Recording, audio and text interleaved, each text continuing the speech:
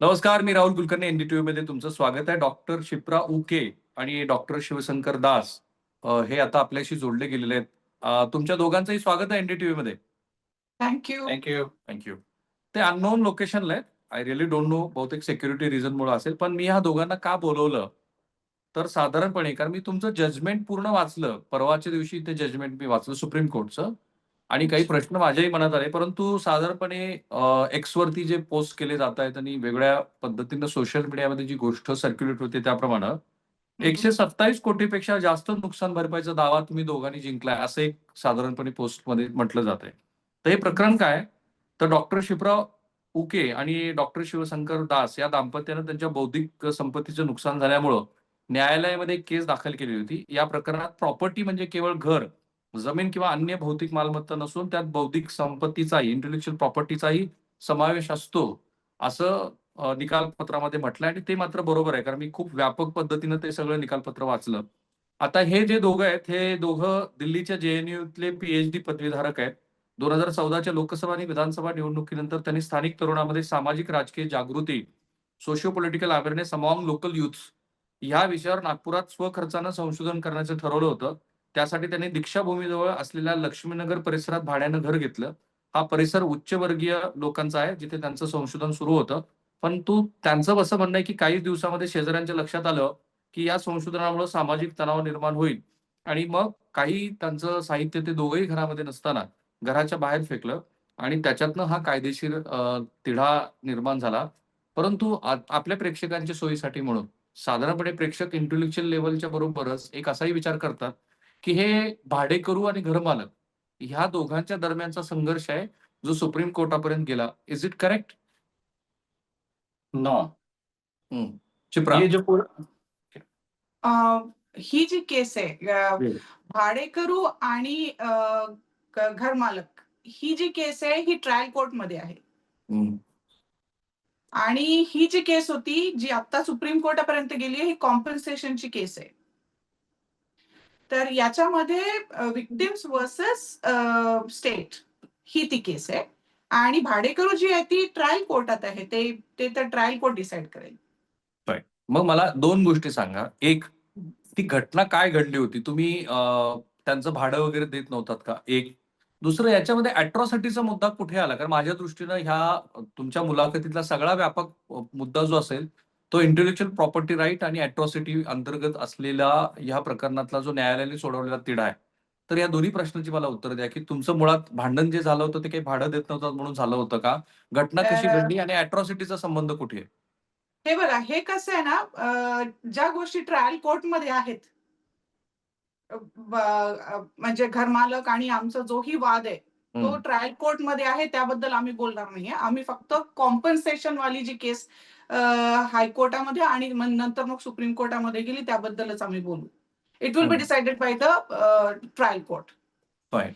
तर हा जो पूर्ण ही जी पूर्ण केस आहे, हा जो खटला आहे, हा बेसिकली आमचं जे म्हणणं होतं, आमची जी मागणी होती पोलिसांना, ती ही होती की तुम्ही आमचं जेही सामान नेलंय, तुम्ही जे चोरलेलं आहे, कारण हे सगळं पोलिसांनी घडवून आणलं होतं. ओके. आणि इथपर्यंत की सगळंच काही म्हणजे पूर्ण कट रचण्यापासून सगळंच काही पोलिसांनी केलेलं आहे. फ्रॉम स्क्रॅच पोलीस ह्या पूर्ण याच्यात इन्व्हॉल्ड आहे. परंतु जे हायर अथॉरिटीज आहेत, दोन्ही सिव्हिल आणि पोलीस, ह्या लोकांनी सगळे जितकेही पोलीस कॉन्स्टेबल पासनं जेही इन्व्हेस्टिगेटिंग ऑफिसर्स असतील, ते ह्या सगळ्या याच्यात जे इन्व्हॉल्ड होते सगळ्याच टाईपच्या क्राईम्स मध्ये, मग ते असोत खोटे पुरावे बनवणं असो की जे पुरावे आहेत त्यांना नष्ट करणं असो, हे सगळं जेही काही आहे आणि इव्हन कट रचणं असो, ह्या सगळ्या याच्यामध्ये जे पोलीसवाले इन्व्हॉल्ड होते त्यांना अगदी अगदी फार चांगल्या प्रकारे त्यांना वाचवण्यात आलं. आमचं जे म्हणणं होतं, आमच्या दोनच मागण्या होत्या मेन. पोलीसवाल्यांना आत घ्या, पोलीसवाल्यांवरही गुन्हे नोंदवा आणि दुसरं, आमचं जेही सामान ह्या लोकांनी नेलेलं आहे ते आम्हाला परत करा.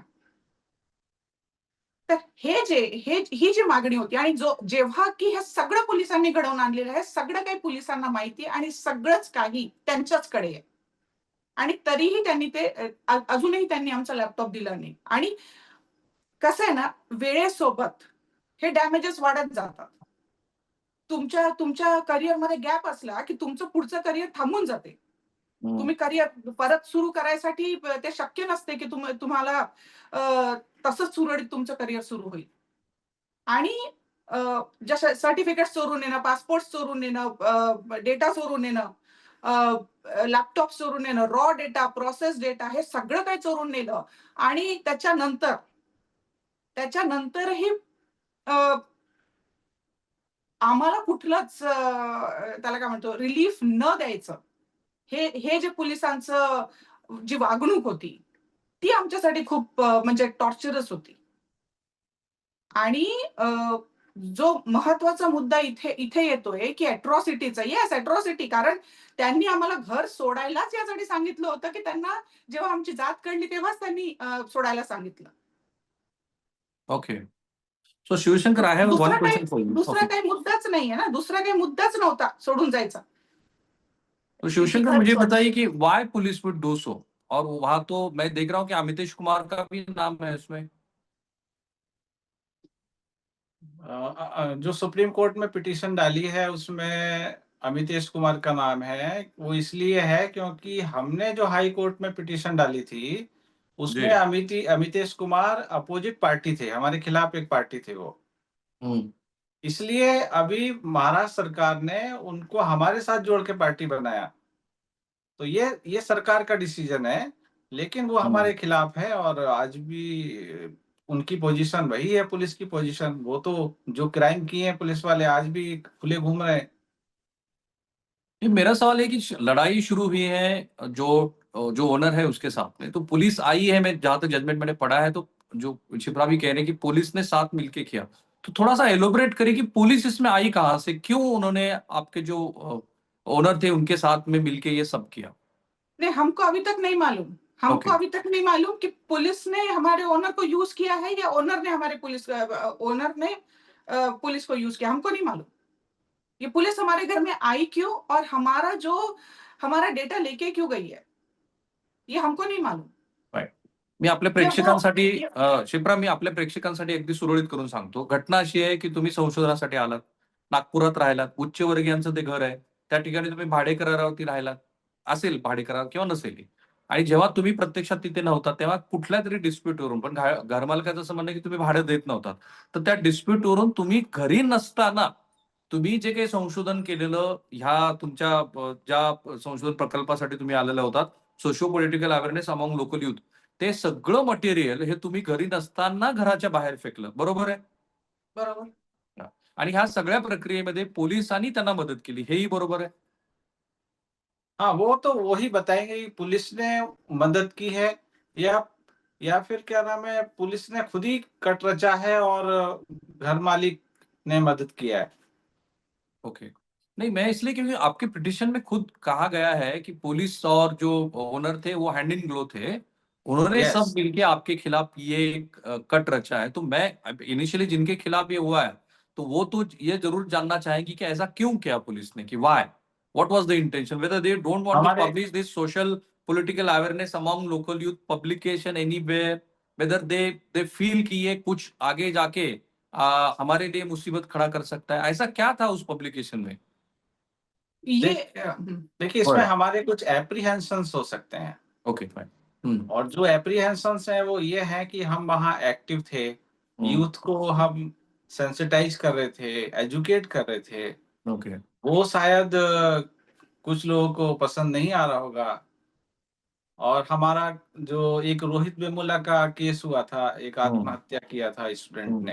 हैदराबाद में. तो हाँ, तो उस केस में हम लोग एक्टिव थे एक प्रोटेस्ट निकालने में, जो ओके. कि आरएसएस हेडक्वार्टर तक गया था। हं, तो और उस समय जब हम प्रोटेस्ट निकाल रहे थे, तो वहाँ पर मेरे ऊपर अटैक भी हुआ था, कुछ लोगों ओके. ने अटैक भी किया था। तो टारगेट तो हमको बना रखा था, ऐसा हमको लगता है, हम टारगेटेड थे। शिप्रा, कहीं ऐसा तो नहीं है, क्योंकि ये क्लैरिफिकेशन होने के बाद जो इंपॉर्टेंट चीज है मुझे वो आपसे जाननी है, कहीं पुलिस आपको एक अर्बन नक्सलाइट लिंक से तो नहीं जोड़ रही थी? ये हम ये सुन तो रहे थे, राइट। हम ये सुन तो रहे थे, लेकिन हमको ये इसका कोई डर नहीं था हमको, राइट। क्योंकि हमारा जो जेएनयू का भी बैकग्राउंड रहा है, वही तो। वो कम्युनिस्ट जो पार्टीज है वहां पर, उनके साथ हम कभी जुड़े नहीं थे। ओके। तो हमको ये डर नहीं था कि हम हमारे दिमाग में भी नहीं था कि कोई हमको टारगेट भी करेगा तो कैसे कर सकता है और क्यों करेगा, ये था। तो फाइन। हम जबकि हम लोग कैंपस में भी पॉलिटिकली एक्टिव थे, लेकिन हमारा उन पार्टियों से कोई संबंध नहीं था। Fine. So I have a blunt question for both of you, whether you are a sympathizer of Naxalite movement or not.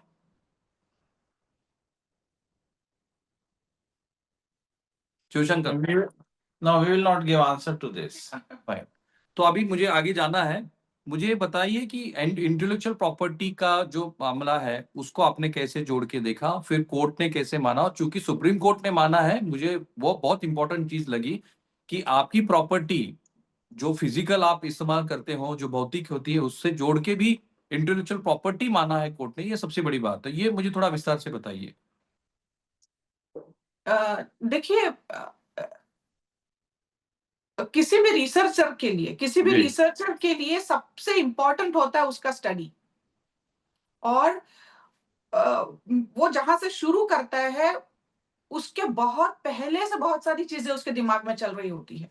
हम्म। और वो जो भी सोचता है वो बहुत लॉन्ग टर्म तक लेके जाने वाली होती है। चाहे हो सकता है कि 10 साल के बाद वो पूरा रिसर्च केवल एक आर्टिकल में ही क्यों ना तब्दील हो, लेकिन उसके लिए वो जो स्टडी करता है, या एक बुक फॉर्म में ही क्यों ना आ रही हो, लेकिन उसके लिए जो स्टडी करता है और उसके लिए जो एंड देखता है, वो जिस एंड पर पहुंचना चाहता है, वो उस रिसर्च के थ्रू वो उसकी सबसे बड़ा इन्वेस्टमेंट होता है, उसकी जिंदगी का सबसे बड़ा इन्वेस्टमेंट होता है from intellectual point of view.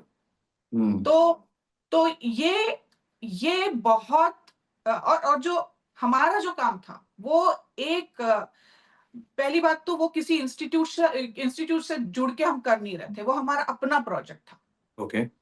और वो हमारा लॉन्ग टर्म बल्कि लाइफ लॉन्ग प्रोजेक्ट का एक पार्ट था, एक लाइफ लॉन्ग प्रोजेक्ट की पहली सीढ़ी थी, जो हम पहले उसको सिक्योर कर रहे थे, अपने आप को तैयार कर रहे थे आगे के लिए। और ये जो पूरा डेटा था वो हमारे अगले 50 साल का जो हमारा पूरा प्रोग्राम है, हमारे 50 साल का जो प्लान है, उसके लिए ये पूरा स्टडी था। तो शिवशंकर, उसमें क्वेश्चनरीज क्या थी और मटेरियल आपने कैसे कलेक्ट किया था? कितनी सैंपल साइज थी? आप कैसे यूथ से जोड़े जा रहे थे, और फिर उसका जो डेटाबेस बन रहा था वो कैसे बन रहा था? इसमें हम लोगों ने टोटल 6,000 सैंपल्स कलेक्ट किए थे। 1,000 सैंपल पर विधानसभा कॉन्स्टिट्यूंसी, ये हमारा टारगेट था। राइट। लेकिन जब 6,000 सैंपल्स आ गए तो उसमें से 1,000 सैंपल्स ऐसे थे जो हम अपने रिसर्च में यूज नहीं कर सकते, क्योंकि वो प्रॉपरली रिप्लाई नहीं किए हुए थे, या किसी ने फॉर्म भरा है तो सिर्फ अपना नाम लिख दिया और फॉर्म के जो क्वेश्चंस हैं फॉर्म में उसको खाली छोड़ दिया। तो ऐसे सैंपल्स को हमने रिजेक्ट कर दिया। इस तरह हमने 1,000 सैंपल घटा दिए और 5,000 सैंपल्स हमारे पास टोटल थे, जो इस घटना में ध्वस्त हो गए या बर्बाद हो गया है। और क्वेश्चनरीज क्या थी, अगर कोई आप डिफाइन करना चाहोगे तो? उसमें सिंपल क्वेश्चन थे। जैसे पहला क्वेश्चन था कि according to you what is politics, okay. और दूसरा था कि नागपुर में चल रही पॉलिटिक्स से क्या आप खुश हैं, और अगर हैं या नहीं है तो उसके क्या क्या कारण है, आपका क्या कहना है। ओके। तीसरा सवाल था उसमें कि भारत में चल रही राजनीति से आप खुश हैं या नहीं हैं, और उसका थोड़ा आप डिटेल में बताइए। और चौथा सवाल था कि इन फ्यूचर अगर लीडरशिप में आप कौन-कौन से गुण देखना चाहेंगे? कौन-कौन से गुण लीडरशिप में होने चाहिए? आप क्या देखते हैं लीडर लीडर में?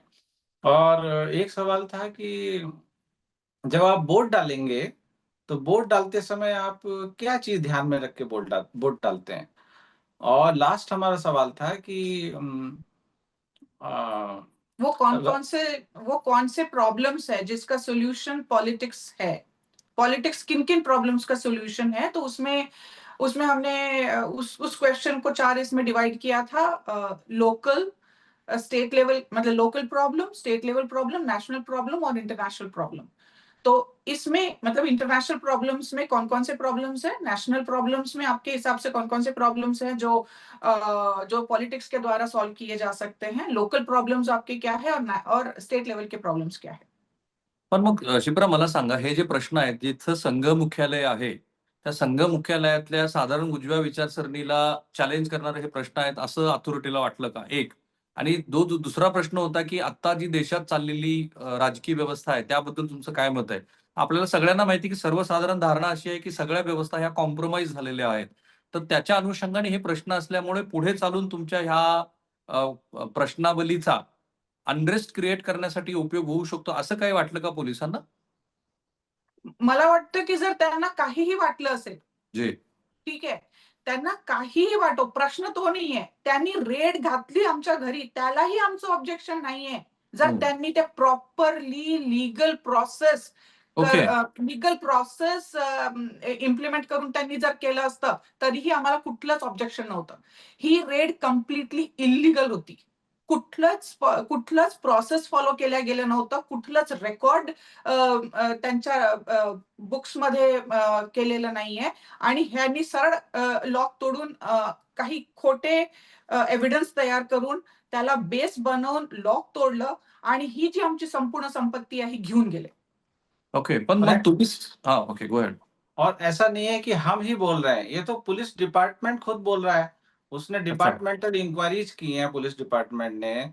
4 पुलिस ऑफिसर्स को उसने दोषी पाया है कॉन्स्पिरेसी में और सबूत बनाने में और मिटाने में। उसके बाद 3 पुलिस ऑफिसर्स और दोषी पाए गए हैं। तो आज अभी तक 7 पुलिस ऑफिसर्स उसमें डिपार्टमेंटल इंक्वायरीज के द्वारा पनिश किए जा चुके हैं। तो इसमें हम ही बोल रहे हैं ऐसा नहीं है। ये तो ओके. पुलिस डिपार्टमेंट खुद भी मान रहा है इस बात को। इसमें एक पॉइंट और जोड़ना चाहती हूँ जी. कि ये सारा खेल करने के बाद ये पुलिस वाले वापस पुलिस स्टेशन जाते हैं और उसमें एक एंट्री करते हैं। हं. उसमें अपनी जो पुलिस डायरी नहीं, वो स्टेशन डायरी में स्टेशन एंट्री एंट्री. करते हां. हैं। हं. स्टेशन डायरी में एंट्री करते हैं कि हम जब वहां गए थे तो घर खाली था, घर में कुछ भी सामान नहीं था। ये सामान सारा चोरी करके लेके गए हैं और वहां पर एंट्री कर रहे हैं कि उस घर में कुछ भी सामान नहीं था, घर पूरा खाली पड़ा हुआ था। हं. तो ठीक है. ये सारे झूठे एविडेंसेस उन्होंने बनाए हैं। चूंकि कोर्ट ने माना है, इसलिए मैं आपसे ये जानना चाहता हूँ, जब ये पहले तो मैं ये मान रहा था कि ये डिस्प्यूट बिटवीन ओनर और जो जिन्होंने रेंट पे लिया है उसका है। आपसे बात करने के बाद मुझे पता चल रहा है कि वहां पे रेड भी हुई थी। तो दूसरी बात ये है कि जब ये रेड हुई और फिर उसमें आपने जो इंटेलेक्चुअल प्रॉपर्टी वाली बात की, तो कोर्ट के सामने आप दोनों ने बहस की है, आपने कोई एडवोकेट की एडवाइस नहीं ली। तो बहस में आपने ये कैसे सिद्ध किया कि इंटेलेक्चुअल प्रॉपर्टी है? देखिए, ये सवाल काफ़ी पहले ही सॉल्व हो चुका था। ओके. ये सवाल तो पुलिस ऑफिसर ने जब हमारा इन्वेस्टिगेशन क्राइम ब्रांच में चल रहा था, क्राइम ब्रांच नागपुर में, तो हम्म. इन्वेस्टिगेटिंग ऑफिसर ने ही मान ली थी ये बात कि इंटेलेक्चुअल प्रॉपर्टी है और नुकसान हुआ है। हम्म. उसके बाद फिर उसने एक पत्र लिखा कलेक्टर को। फिर कलेक्टर ने भी मान लिया कि हाँ, नुकसान हुआ है, इंटेलेक्चुअल प्रॉपर्टी लॉस हुआ है। फिर हम्म. कलेक्टर ने पत्र लिखा महाराष्ट्र सरकार को, प्रिंसिपल सेक्रेटरी को। और फिर प्रिंसिपल सेक्रेटरी ने भी एक अच्छा रिपोर्ट बनाया और भारत सरकार को भेजा, जिसमें रिपोर्ट में लिखा है कि इनका इंटेलेक्चुअल प्रॉपर्टी डेटा लॉस हुआ है, इनका करियर बर्बाद हो गया है। तो फिर भारत सरकार हमको गाइडलाइन दे। और महाराष्ट्र सरकार ने ये भी लिखा उस पत्र में कि ये एक यूनिक एंड रेयर केस है। ओके. तो इसमें मानने को तो कोई मतलब सरकार की तरफ से कोई ऐसा हमको कंटेस्टेशन नहीं है कि हमारा नुकसान नहीं हुआ है, सरकार इस बात को मान रही है। मैं वो 129 करोड़ वाले मामले पे आना चाहता हूँ, लेकिन मुझे शिप्रा ये बताइए कि इसमें जो कॉमन व्यूअर्स है, ये तो सोचेंगे कि 6000 सैंपल है, आप शिप्रा और जो शिवशंकर है बाद में भी वो कर सकते थे, उन्होंने वो क्यों नहीं किया? बाद में भी अगर हुआ है नुकसान, पुलिस ने माना भी है, 7 लोगों के खिलाफ इंक्वायरी हुई। अमूमन जो लोग पाते हैं कि पुलिस की एट्रोसिटी के बाद जो थोड़ा सा भी सहूलियत मिलती है तो लोग बोलते ठीक है अभी जो भी हुआ है वो ठीक हुआ। तो ये एक सवाल कि आप फिर से क्या कर सकते थे, क्यों नहीं किया? और दूसरा सवाल, यहाँ पे एट्रोसिटी वाली बात कहाँ आई शिप्रा? सबसे पहले तो मैं आपको ये बता दूं कि जी जो भी सोशियो पॉलिटिकल रिसर्च होता है वो किसी वो किसी बंद लैब में नहीं होता है। जी जो जिस जिस टाइम पे वो डेटा कलेक्ट किया गया था, जिन स्टूडेंट्स से कलेक्ट किया गया था, वो स्टूडेंट्स को अगर मैं दूसरे दिन वही सवाल पूछूंगी, उनके जवाब एकदम अलग रहेंगे। Completely agree with you. दूसरी बात, जो सोशियो पॉलिटिकल सिचुएशन उस डेटा कलेक्शन के वक्त थी, वो सिचुएशन 5 साल के बाद नहीं होगी। 5 साल के बाद क्यों, 6 महीने के बाद भी नहीं होती है। तो जो जो जो ये मतलब मैं इसलिए कह रही हूं कि एक बंद लैब के अंदर जो रिसर्च होता है और एक खुला मैदान में जो रिसर्च होता है, लोगों के बीच में जाके जो रिसर्च होता है, उसमें यही फर्क होता है। और हम अगर कोई भी बात बोलेंगे, कोई भी एथनोग्राफिक जो भी स्टडी होती है, उसमें हम जो भी बात बोलते हैं with reference to that time बोलते हैं। ठीक है, हम अगर अगर मैंने एक सेंटेंस बोल दिया कि लोग सिला हुआ कपड़ा नहीं पहनते थे, तो मुझे ये बताना पड़ेगा कि वो कौन सी सेंचुरी थी जब सिला हुआ कपड़ा नहीं पहनते थे। तो टाइम को उस टाइम पे कलेक्ट किया हुआ, उस टाइम पे जो यूथ है, जो कॉलेज जा रहा है, जो यूनिवर्सिटी का पार्ट है, एक पर्टिकुलर ज्योग्राफिक लोकेशन का जो यूथ है, वो पॉलिटिक्स को कैसे देख रहा है। फाइन। ये चीज मैं 6 महीने के बाद नहीं कर सकती, क्योंकि एक इंसान जो लोकसभा इलेक्शन के टाइम पे पॉलिटिक्स को देखता है, वो वही अलग इंसान देखेगा। उसी जगह विधानसभा का जब इलेक्शन होता है, वो सेम नजरिया नहीं रखता उस इलेक्शन को के बारे में। और और एट्रोसिटी वाली बात?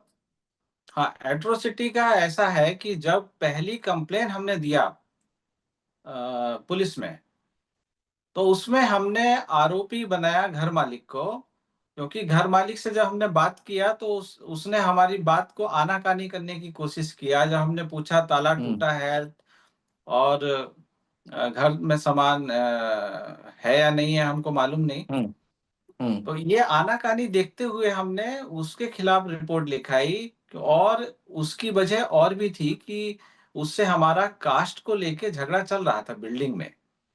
जो घर अच्छा। मालिक है उनका ये कहना था कि हमारी कास्ट पता चल गई है उस बिल्डिंग में, तो जो बिल्डिंग में रहने वाले लोग हैं वो कंफर्टेबल नहीं है हमसे, एज ए इसलिए जर्नलिस्ट वो। मैं ये तो जाति पाति के ऊपर चर्चा नहीं करना चाहता हूँ, लेकिन क्योंकि एट्रोसिटी से जुड़ा है, तो आप कौन से कास्ट से थे और वो कौन से कास्ट से हैं? हम लोग शेड्यूल कास्ट से हैं और जो घर मालिक थे वो ब्राह्मण कम्युनिटी से हैं। Fine fine. ठीक है, तो दो बड़े सवाल हैं कि जो दो बड़े उसमें सवाल। हाँ, आप जी जो हाँ, बोला। एट्रोसिटी का जो सवाल पूछ रहे हैं, एट्रोसिटी का जो सवाल पूछ रहे हैं, जैसे एट्रोसिटी एक्ट के अंदर, जैसे इन्होंने जो एविडेंस बनाया, एक झूठा एविडेंस जो बनाया, एट्रोसिटी एक्ट के अंदर बहुत क्लियरली दिया है कि अगर कोई इंसान, अगर कोई नॉन शेड्यूल्ड कास्ट इंसान जानते हुए कि मैं एक झूठी कंप्लेंट दे रहा हूं एक शेड्यूल कास्ट इंसान के बारे में, किसी भी गवर्नमेंट ऑफिसर को या किसी गवर्नमेंट ऑफिस को कोई भी गलत इंफॉर्मेशन दे रहा हूं, जानते हुए भी कि ये इंफॉर्मेशन गलत है, और अगर वो ऑफिसर उसका संज्ञान लेता है और उस पे एक्शन लेता है, कोई भी एक्शन लेता है, और उस एक्शन से अगर जो शेड्यूल कास्ट आदमी है उसका अगर नुकसान होता है, तो वो एट्रोसिटी में गुन्हा है। Fine, great. आता आणखी स्पष्टता यावी म्हणून मुख्य कायदेशीर मुद्दे असे होते की या प्रकरणात न्यायालयासमोर 2 महत्त्वाचे मुद्दे होते. एससी-एसटी अत्याचार प्रतिबंधक कायद्यातील कलम 15 नुसार आर्थिक मोबदला मिळू शकतो का, हा एक मुद्दा. आणि दुसरा, मालमत्तेच्या प्रॉपर्टी व्याख्येत बौद्धिक संपत्ती, इंटेलेक्चुअल प्रॉपर्टी समाविष्ट होते का, ज्याच्याबद्दल आता शिवशंकरनी व्यवस्थित सांगितलं. न्यायालयाचा महत्त्वपूर्ण निर्णय काय आला, तर मुंबई उच्च न्यायालयाच्या नागपूर खंडपीठानं राज्य सरकारच्या संकीर्ण व्याख्येला नाकारलं आणि म्हटलं की कायद्यात मालमत्तेची प्रॉपर्टी म्हणजे प्रॉपर्टीची स्पष्ट व्याख्या दिलेली नाही. त्यामुळे बौद्धिक संपत्तीचाही त्यात समावेश होतो. 2023चं जे जजमेंट आहे त्याच्यामध्ये एक इंग्रजी जो त्याचा फ्रेज आहे तो फार महत्वाचा आहे. या कायद्याचा अर्थ लावताना बौद्धिक संपत्ती, डिजिटल डेटा, संशोधन लेख आणि अन्य डिजिटल सामग्री ही प्रॉपर्टीच्या व्याख्येत त्यांनी आणली. A meaningful interpretation of the term under 15A of the Act and the Rule 12 of the Atrocities Rule does not exclude any form of properties and must be understood in a broad and purposeful context. Therefore, intellectual property in the form of the data or electronic materials or any other content in digital form that may have been affected by the crime and atrocities against the petitioners is capable of the valuation for the purpose of the granting relief. माझ्या मते ह्या दोघांनी जे काही केलेलं आहे ते भारतातल्या इतर म्हणजे फक्त एससी आणि एसटीच्याच का तर इतर समाजातल्या मंडळींच्या सुद्धा हे उपयोगाचं आहे. फक्त एकच प्रश्न आहे की हे 129 कोटी रुपयाचं 127 कोटी रुपयाची जी नुकसान भरपाईची आकडेवारी आली ती काही सुप्रीम कोर्टच्या जजमेंटमध्ये नाही, त्यांनी फक्त पिटिशन अलाव केलेली आहे. एक तर ती हायकोर्टाच्या पिटिशन मध्ये असेल किंवा तुमचं जे बेसिक पिटिशन आहे त्याच्यात असेल. हे 127 कोटी कुठून आलं? 127 हा जो आकडा आहे हा 2023 पर्यंतचा आहे. ओके. तो आता 25 पर्यंत तो आकडा जास्त राहणार आहे. 150 कोटी वगैरे म्हणू नका. नाही, मी काहीच नाही म्हणणार. मी काहीच ओके. नाही म्हणणार. कारण कोर्टामध्ये याच्यावर हे जे मेथड आम्ही दिले याच्यावर भरपूर चर्चा झाली कोर्टामध्ये. What it is? I mean very interesting. कारण स्टेटनी त्यांच्या ॲफिडेव्हिटमध्ये 2 गोष्टी अगदी क्लिअर केलेल्या आहेत. नंबर 1 की इंटेलेक्च्युअल प्रॉपर्टीला कॉम्पन्सेट करण्याची तरतूदच नाही अॅट्रॉसिटी ऍक्टमध्ये. दुसरं, आमच्याकडे असलं कुठलंच मेकॅनिझम किंवा आमच्याकडे आम्ही केपेबलच नाही आहोत इंटेलेक्च्युअल प्रॉपर्टी डॅमेजेसला फिनान्शियल त्याचं व्हॅल्युएशन काढण्यासाठी. आमच्याकडे मेथड नाहीये असं स्टेटने ॲफिडेव्हिट केले. आणि मग कोर्टाने आम्हाला म्हटलं की तुम्ही तर शिकले सवरले लोक आहात. अॅट्रॉसिटीच्या केसेसमध्ये अशा केसेस फार रेअर येतात. तुम्ही तर शिकले सवरले आहात, मग तुम्ही का नाही सांगत? तुमच्याकडे आहे का? आम्ही म्हटलं बिलकुल आहे आमच्याकडे मेथड. त्याला कसं कॅल्क्युलेट करतात. आणि त्याच्यामुळे त्याचे 2 भाग असतात की एक तर कसं ती इंटेलेक्च्युअल प्रॉपर्टी अस्तित्वात आणण्यापर्यंत ती असते म्हणजे ती आली कशी, ती जनरेट कशी झाली आणि त्या जनरेशनसाठी मला किती त्रास म्हणजे किती वेळ लागला, किती लोक त्याच्यामध्ये लागले आणि त्याच्यामध्ये माझं किती फिनान्शियल इन्व्हेस्टमेंट होतं, किती टाइम इन्व्हेस्टमेंट होतं आणि किती इंटेलेक्च्युअल इन्व्हेस्टमेंट होतं. ह्या सगळ्या ह्याच्यात हे आलं डेटा तयार होण्या म्हणजे क्रिएशन ऑफ डेटा. आता आहे प्रश्न डिस्ट्रक्शन ऑफ डेटा. तो जो क्रिएशन आहे त्याची किंमत जवळजवळ 3 करोड प्लस काही आहे. परंतु ते कशासाठी होता तो data, that is more important.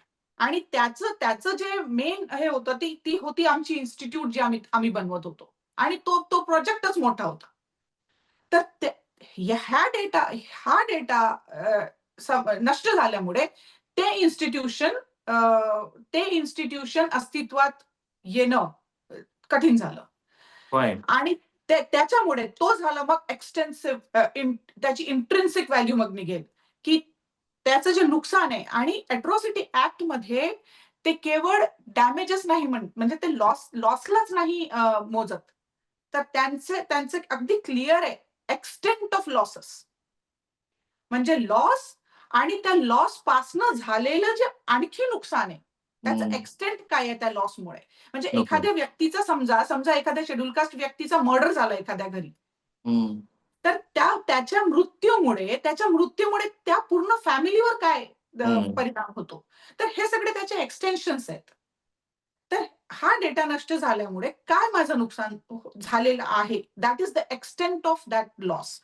तो ये शिवशंकर उसमें कोई मैथमेटिकल मॉडल तो नहीं था उसमें जो शिप्रा बता रही है उसमें? नहीं, उसमें सिंपल मेथड था. जो हमारा प्रोजेक्ट हमने अप्लाई किया था ONGC को, वो 25 करोड़ का प्रोजेक्ट था फॉर 3 इयर्स. जिसमें भारत सरकार के 3 मंत्री इन्वॉल्व थे और वो हम प्रेजेंटेशन देने जा रहे थे उस मंत्रियों की मीटिंग में, जो कि हम ये डेटा चोरी होने की वजह से नहीं दे पाए। तो हमारा तो डायरेक्ट वो लॉस था और वो 3 साल का प्रोजेक्ट उस समय था, हो सकता है उसका फिर एक्सटेंशन भी हो जाता हमारा। तो इस तरह उसका अगर वैल्यू निकालें, तो कितना मल्टीप्लिकेशन कर सकते हैं, आप खुद ही अंदाज़ा लगा सकते हैं। तो मैंने जहां तक पढ़ा है उसमें कुछ कॉम्पेंसेट आपको ऑलरेडी किया गया है, लगता है 5 लाख रुपए, उससे ज्यादा हुआ है कॉम्पेंसेशन। इंटेलेक्चुअल प्रॉपर्टी के लिए 1 रुपया भी कंपनसेट नहीं किया उन्होंने। देखिए, रुपया। एट्रोसिटी एक्ट के अंदर 2-3 चीजें होती है। जब हाँ, एट्रोसिटी होता है। एक्ट लगता है तो उसमें एक रिलीफ अमाउंट दिया जाता है, वही है। और ये लोग कॉम्पनसेशन को, मतलब रिलीफ अमाउंट जो उन सेक्शंस के साथ लगा हुआ है, जैसे कॉन्स्पिरेसी के लिए या फिर जो जो भी क्राइम जो जितने भी सेक्शंस लगे हैं उसमें हम्म। से जो सबसे बड़ी कलम वो बोलते हैं हम्म। उसमें, तो उसके लिए जो रिलीफ अमाउंट निर्धारित किया जाता है, तो वो उसको वो कॉम्पेंसेशन कह रहे कॉम्पनसेशन बोल रहे हैं। हैं, विच इज ठीक है। Not in according to your assessment, which is not. No no no no no, जब वो आज सुप्रीम कोर्ट में भी वो गए हैं कि कोई प्रोविजन ही नहीं है, तो वो कैसे बोल सकते हैं? जब प्रोविजन नहीं है, आप बोल रहे हो कोर्ट में, तो बगैर प्रोविजन के आपने कैसे दे दिया कॉम्पनसेशन? फाइन। तो वैसे तो सुप्रीम कोर्ट ने आपकी पिटीशन अलाउ की है, जो पिटीशन आपने फाइल की है नागपुर खंडपीठ ने, एम आई राइट? जी जी। तो अब Yes, वो yes. चलती रहेंगी सुप्रीम कोर्ट में। फाइनली मुझे पता नहीं कि वो कितने दिन के बाद उसका फाइनल वर्डिक्ट आएगा और फिर वो अमाउंट नो कितनी नो होगी। नो नो, वो वर्डिक्ट आ चुका है। 10 ओके। नवंबर 2023 को वो आ चुका है, और सुप्रीम कोर्ट ने ये बोला है कि वो जो जजमेंट आया 10 नवंबर 2023 को, जिसमें ये बोला था कि कलेक्टर 3 महीने के अंदर कॉम्पनसेशन देगा। और वो रकम कितनी है ये छिपरा? वही यही रकम है, 127 करोड़। 127 करोड़ 2023 तक, और उसके बाद फिर 127 इंटरेस्ट करोड़ भी वो उन्होंने है। लगाया होगा प्लस उसके थ्री, ऊपर। तो यह 130 के ऊपर जाता है, 130 के ऊपर 2023 तक। ये जितना डिले करेंगे उतना ज्यादा इनको देना पड़ेगा। ग्रेट। तो अभी मुझे एक आखिरी सवाल है आप दोनों से, क्योंकि आपने ये तो बताना बिल्कुल चाहा नहीं कि आप सिंपैथाइजर है या नहीं, आपका लोकेशन क्या है। तो मुझे ये बताइए कि कभी आपको आप सिंपैथाइजर है इस लेवल पे कोई नोटिस आई थी? कोई आपको लग रहा था कि पुलिस आपकी तफ्तीश कर रही है, आपके पीछे भी लगी है, पुलिस ये जानना चाहती है कि आप ये क्यों कर रहे हो? नहीं, ऐसा कोई नोटिस तो हमको बिल्कुल नहीं आया है। राइट। और ये अफ़वाह जिसने उड़ाई है, वो वहाँ के लोकल पुलिस ऑफिसर्स हैं, जिन्होंने ये अफ़वाह उड़ाई थी। फिर शिवरा, आप इतना क्लियर होने के बाद आप क्यों नहीं कह रहे हैं कि आप सिंपैथाइजर नहीं है? मैं आपको ये कटघरे में नहीं खड़ा करना चाहता हूँ, लेकिन ऑडियंस जो है वो हर तरह की विचारधारा रखते हैं, और मुझे पता है कि इस वीडियो के खाली पीछे तो यही कमेंट्स आने वाले कि ये दोनों नक्सलाइट सिंपैथाइजर थे और इसीलिए इन्होंने ये, और फिर जेएनयू का आपका बैकग्राउंड, तो आप फिर वही सवाल है आपसे कि आप सिंपैथाइजर तो हो नहीं। देखिए, जिनको बहुत इंटरेस्ट है, वो हमारा पूरा हिस्ट्री सब कुछ देख सकते हैं, वो फ्री हैं। हाँ, बोला शिवरा। और हम we are not answerable to anyone. ठीक है, या चला और तुम्हाला शुभेच्छा तुमच्या। जहाँ तक इस सवाल का जवाब देने की बात है, एक्चुअली ये सवाल का जवाब देने के लिए कुछ टाइम लगेगा। इसलिए अच्छा, हमें नहीं you लगता wanted to कि give अभी answer, अभी but as of now, you wanted to give answer, but as of now, not at this moment. Not at this moment. we You won't wanted to answer wait. at this moment. You wanted to wait. You wanted to wait, Yes, and later on, you want to have some clarification on this. definitely. Yeah, definitely in next round we will discuss on. Yes, definitely we will Yes, discuss. we can discuss a whole separate पूरा episode he we can episode. have नाही it यार, from- या वही तो असं आहे की प्रेक्षकांच्यासाठी पण आय नो की ही काही चर्चा पूर्ण झालेली नाही, आपल्याला थांबावं लागतं, वेळेची मर्यादा आहे. खूपच वरवरची चर्चा आहे, परंतु मला 2 गोष्टीचं समाधान आहे की अॅट्रॉसिटी कायद्यातल्या तरतुदींचा किती चांगल्या पद्धतीने उपयोग करून घेता येऊ शकतो हे शिप्रा आणि शिवशंकरने दाखवून दिलं. आजही महाराष्ट्र आणि देशातल्या आपल्या एससी आणि एसटीच्या बांधवांची स्थिती काय आहे ह्याबद्दल समाधान मानावं अशी काही परिस्थिती नाही. दुसरी परिस्थिती म्हणजे इंटेलेक्चुअल प्रॉपर्टी राईट हा मुद्दा आज जेवढा आपल्याला महत्वाचा वाटतोय त्यापेक्षा येणाऱ्या भविष्य काळामध्ये तो अधिकचा होईल. विशेषतः एआय ला आपण सामोरे जात आहोत. आजच डोनाल्ड ट्रम्प आणि आपल्या देशाच्या पंतप्रधानांची चर्चा झालेली आहे एआयच्या जगामध्ये तर हे जे जजमेंट आहे ना, लँडमार्क जजमेंट ठरणार आहे. Thank so much. तुम्ही आमच्यासाठी वेळ काढलात आणि महत्वाचं म्हणजे ह्या व्हिडिओच्या कमेंट बॉक्समध्ये खूप साऱ्या सूचना, प्रश्न येणारच आहेत. मला आशा आहे की आपण पुन्हा एकदा कधीतरी भेटू. हां, गो अहेड शिवशंकर. हाँ, मैं एक बात कहना चाहता हूँ, ये जजमेंट जब से आया 15 महीने गुजर चुके हैं, महाराष्ट्र सरकार ने इम्प्लीमेंट नहीं किया। अब इसी से अंदाजा लगा सकते हैं कि हमारा रूल ऑफ लॉ कहाँ है? हमारे कंट्री में रूल ऑफ लॉ का कहाँ क्या स्थिति अरे है? भाई शिवशंकर, ऐसा मैं तो हर दिन ये डील करता रहता हूँ. अब वो सोचेंगे कि पहले इसका बोझा किसके ऊपर डाला जाए, कौन से डिपार्टमेंट से लिया जाए, कौन से पुलिस अफसर को नोटिस भेजी जाए, इसमें डिले कैसे कर सकते हैं, फाइनली कोर्ट को कैसे कन्विंस करेंगे कि इसमें और कोई रास्ता है क्या, फिर डिले करने करके फिर एक बार नागपुर खंडपीठ में कैसा जाया जाएगा, वगैरह वगैरह. वो तो होता रहेगा ये लड़ाई. इसलिए तो मैंने कहा कि ये लड़ाई इतनी सहज खत्म होने वाली है नहीं. कई चीजें हैं जिसका अभी भी जवाब मिलना जरूरी है. लेकिन बहुत बहुत शुक्रिया आप लोगों का कि आपने समय निकाला. Thank you so much. Thank you, take care. Thank you, bye. Thank you, bye. Thank you. Bye-bye.